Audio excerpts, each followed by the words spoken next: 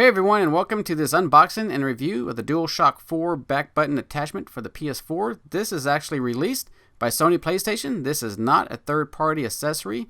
I think they're addressing the back button accessory with current controllers, competitive controllers like this C40 by Astro that I currently use, and also the SCUF controller, which I don't have, and also this Xbox Elite Series 2 and Elite controllers that I have that I normally use.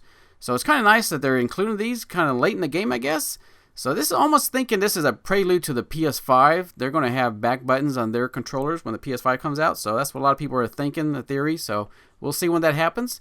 But the box is kind of smaller than most people would think. It's kind of, I guess with this accessory attachment for the controller, I guess it would be have a little small box like this. So yeah, it's pretty much your normal fare, showing the back of the controller, the accessories included, the pictures, the normal blue, and you can see there to the right is a DualShock 4 purple controller that I picked up on Black Friday.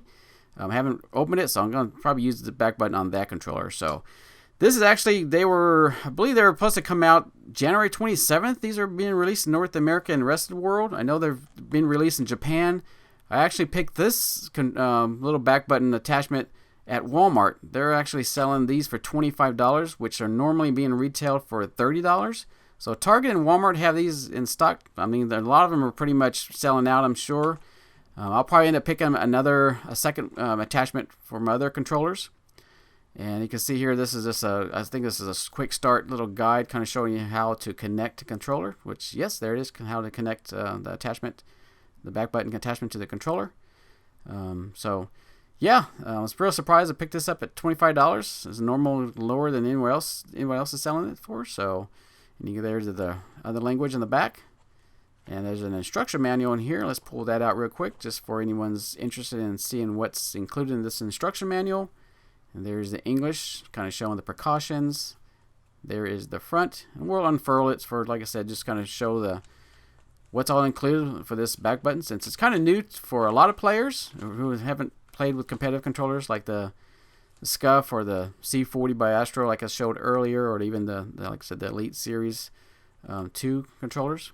So that's kind of showing that first part. We're just kind of showing the part names, and here's the other section here, just showing all the different buttons you can assign. Kind of showing the OLED screen. This has an OLED screen that's on the bottom portion of this attachment, this back button attachment, and just kind of showing how to connect it, how to program it. So there's actually 3 presets. I'll show you here shortly, but there's 3 presets to this back button attachment. So you have preset 1, 2, and 3. So if you have different games, different types of games like shooters, you want to assign maybe directional pad, or even just the buttons, even the triangle, the circle, the square, or even the cross, or some people call it the X button. You can assign those, and even the triggers and the left right bumpers, you can assign it to the back button. So there it is in its normal little packaging, little protective. Normally Sony includes that in their little wraps. So there it is. Not a bad. It's kind of not too heavy, very light, and you can see how this little jack here, this little plug, and there's another little piece there that connects right into the controller. It's got that it's on a swivel, kind of moves. You can see how I flipped it. So it's just the way the angle of the inputs on the DualShock 4 controller is.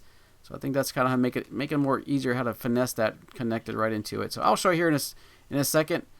They shouldn't go in too hard on there, but you can see I'll just point out real briefly the headset jack, and we'll kind of show a close-up look of this little movable jack. It's kind of unique. So that'll make it easier to connect that right into the controller the way that the inputs are angled on the DualShock. So yeah, just a nice little click sound to it, and you can see the OLED right there, and there's a close-up of the headset input that's included. And here is another close-up. That's actually a nice rubber soft material, so that's not going to actually scratch your controller when you put that on. So let's just put it on here. You kind of just get that plug right in there first, and then kind of push in and straight, and there it is. So not too bad. So you definitely don't want to press. They say not to press down on it, so just connect that thing in there straight in there, and you should be no problem. yeah, look at that. It's just snug, nice snug fit. Feels pretty good on the, doesn't add any additional really weight to the controller, since it is a very light accessory. So yeah, not too bad. And most people are thinking that why they didn't put the OLED on the top portion, but my thought thinking, maybe they thought theories, maybe that somebody was, you know, playing a game where accidentally slip off their thumb and hit the OLED screen, or maybe just the real estate, the design. Who knows what the design engineers at Sony was thinking when they put the OLED on the bottom. So, but I figured you're not going to play around with it a lot. You're just going to put your profile settings and be done with it. So who knows? But yeah, overall, it's feeling fairly nice on the controller, almost as it was part of the controller. Now let's take this protective film off the OLED here.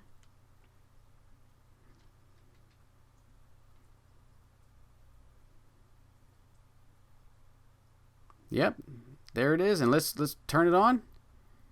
One press will actually, you can press it twice, and that'll put the different profiles, as you can see there. Profile 1, 2, and 3. And also, this doesn't have a built-in battery, so your DualShock controller, it pulls the power from the lithium battery in the controller. So as you can see here, you press for 1 second to be able to assign different buttons to each of those back buttons, right or left. So we're just you click that, and you can see here it's scrolling through the directional pad, the L1, R1, R2 button. You can assign it to there.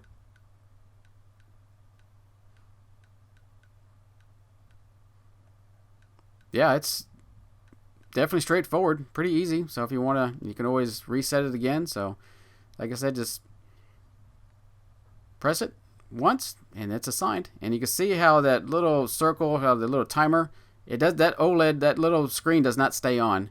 So it goes off after 1 second automatically.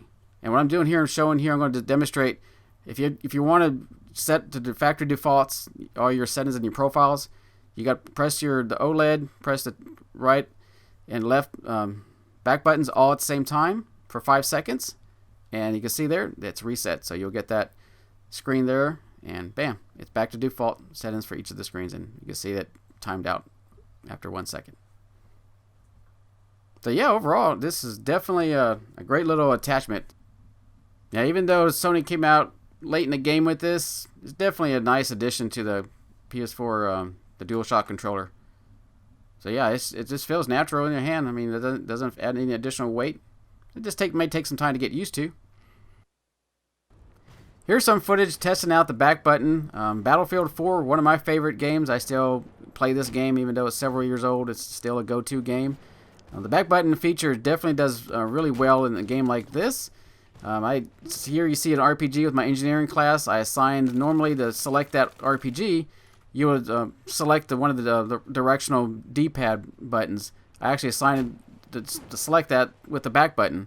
And even with my selecting for the mines, again, you would select one of the additional D-pads buttons instead. In the heat of battle, I don't have to take off my, look around with my analog sticks. Just assign those buttons and switch to a secondary weapon real fast and what have you. So, talking about fast, there is no input lag on this back button, which is great. So, just like on the controller, if you press the square button on there, it's instantaneously. You'll get your input in the game.